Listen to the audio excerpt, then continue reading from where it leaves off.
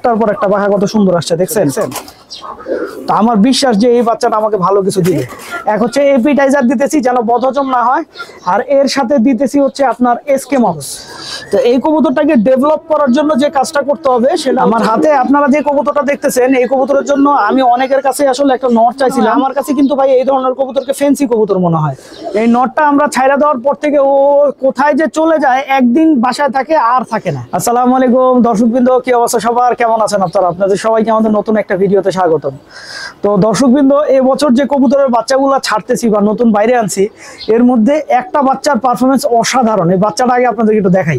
এই বাচ্চাটা দেখেন, আপনার মাত্র 2 পরের একটা বাচ্চা, ঠিক আছে? এই 2 পরের বাচ্চার পাখার লেয়ারিংটা দেখছেন মাশাআল্লাহ কত চমৎকার। দেখেন একটার পর একটা পাখা আসছে, এটা তো আমি একটু ধরে রাখছি। এই যে দেখেন একটার পর একটা পাখা কত সুন্দর আসছে দেখছেন। এই কবুতরের ফ্লাইং টাইম রে ভাই, এই 2 পরের বাচ্চা যে উড়া উঠতেছে, পুরো একদম মনে করেন সেই লেভেলের উড়া উঠতেছে। দেখেন 2 পরের বাচ্চার চোখের মধ্যে একটা মনে করেন অন্যরকম একটা শাইন আইসা পড়ছে দেখছেন। তো আমার বিশ্বাস যে এই বাচ্চাটা আমাকে ভালো কিছু দিবে। এই সময়ে এই ঠান্ডা গরমে যে ঠান্ডা একটা ভাব আছে, গরম একটা ভাব আছে, রাত্রেবেলা ঠান্ডা থাকতেছে, দিনের বেলা গরম থাকতেছে, এর মধ্যে যদি মনে করেন অনেকের কবুতরের আসলে একটা সমস্যা হইতেছে, যেটাকে বলা হচ্ছে ঠান্ডা গরম। ঠান্ডা গরমের জন্য আমি আমার কবুতরকে আসলে যে কাজটা করতেছি, খুব সিম্পল 2টা ওষুধ দিতেছি।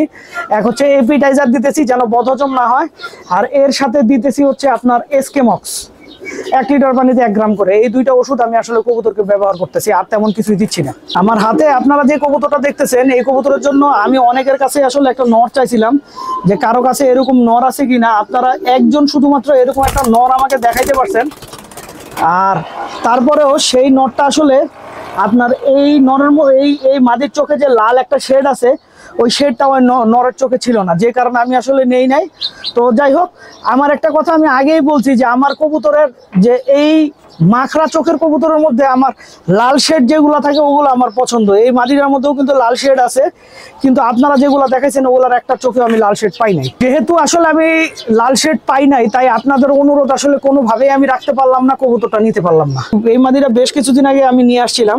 তো এই মাদিটা আমি আনার পরে আসলে পেয়ার দেই নাই, বাসায় এনে রাইখা দিছি। তো এখন চিন্তা করতেছি যে আমার মনে করেন যেহেতু উড়ার কবুতরগুলা যেগুলো আছে এগুলোর বাচ্চা করা হয়ে যাইতেছে, এই মাদিটা এখন আমি থরে দিব ভাবতেছি। মাদিটার আমার কাছে যেটা আসলে খারাপ দিক মনে হয়েছে সেটা হচ্ছে, দেখেন এই মাদিটার পায়ের কালারটা একটু লাইট আছে, পায়ের কালারটা বেগুনি কিন্তু ডিপ বেগুনি না। তো আমার এখন যেটা করতে হবে, পেয়ারিং এর মাধ্যমে এই যে কবুতরটা, এই কবুতরটার চোখ কিন্তু অসাধারণ কবুতর হিসেবে আমার কাছে খুব পছন্দ। তো এই কবুতরটাকে ডেভেলপ করার জন্য যে কাজটা করতে হবে সেটা হচ্ছে যে এই কবুতরের পায়ের কালারটা বেগুনি করতে হবে আমার। হ্যাঁ, আর এইদিকে দর্শকবৃন্দ, এই গলা কষা নটটা সব কবুতরের কাছে খালি মাইর খায়। সে মনে করেন সব কবুতরের সাথে যায় হইতেছে, মনে করেন ঠোকরা ঠুকরি করতে যায়, মাইর খেয়ে ফিরত আসে।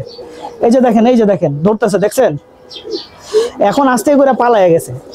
এর জন্য দেখেন মাথার চুল নাই, এই যে দেখেন পিটায় দেখছেন, আর মাথার উপরের পশম গুলা নাই। মূল কথা হচ্ছে আসলে এই কবুতরগুলা আপনাদের কাছে দেখা যদিও আসলে গিরিবাজ কবুতর মনে হয়, আমার কাছে কিন্তু ভাই এই ধরনের কবুতরকে ফেন্সি কবুতর মনে হয়। কারণ হচ্ছে এই যে দেখেন সাইজটা ছোট, গলা কষা, তো আপনার অন্য কবুতরে ধরে ধরে মারে। তো আর আসলে তো এই কবুতরগুলো তো কেউ উড়ানোর জন্য পালে না, এটা সৌন্দর্যের জন্যই আসলে পালে। দর্শকবৃন্দ, এই যে এই খাকি নটটা আসলে আমরা তো মাদি মনে করছিলাম, কিন্তু ছাইরা দেওয়ার পরে বুঝতে পারলাম এটা হচ্ছে নট।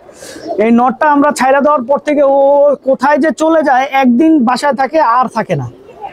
একদিন দেখা যায় ও বাসায় আছে, ঠিক আছে, বাসায় এসে ট্র্যাপিংও করতেছে, তারপরে সে কোথায় চলে যায়। আমার কাছে মনে হয় এই কবুতরটা এখনো আপ্রাণ চেষ্টা করতেছে বাসায় ফেরত যাওয়ার, কিন্তু পারতেছে না। আমার কাছে এটাই মনে হয়। আর ও যদি যাইতে পারে, ও যদি ওর বাসায় যাইতে পারে, আমি সবচেয়ে বেশি খুশি হব। একে তো আমার কবুতরটা মনে করেন শুরু থেকে আমার আসলে একটা জিনিস যে আমার নির্দিষ্ট লাইন যেগুলো আছে, এই লাইনের বাইরে এখন আমার কবুতর পালার কোনো ইচ্ছাই নেই। আমার ইচ্ছা হচ্ছে আমার বাসায় 3টা থেকে 4টা লাইনের কবুতর থাকবে, আর এই লাইনের কবুতরই শুধু আমি বাড়াবো। তো দর্শকবৃন্দ, ভিডিওটা আমি এখানেই শেষ করছি। আপনারা সবাই ভালো থাকবেন, 5 ওয়াক্ত নামাজ পড়বেন।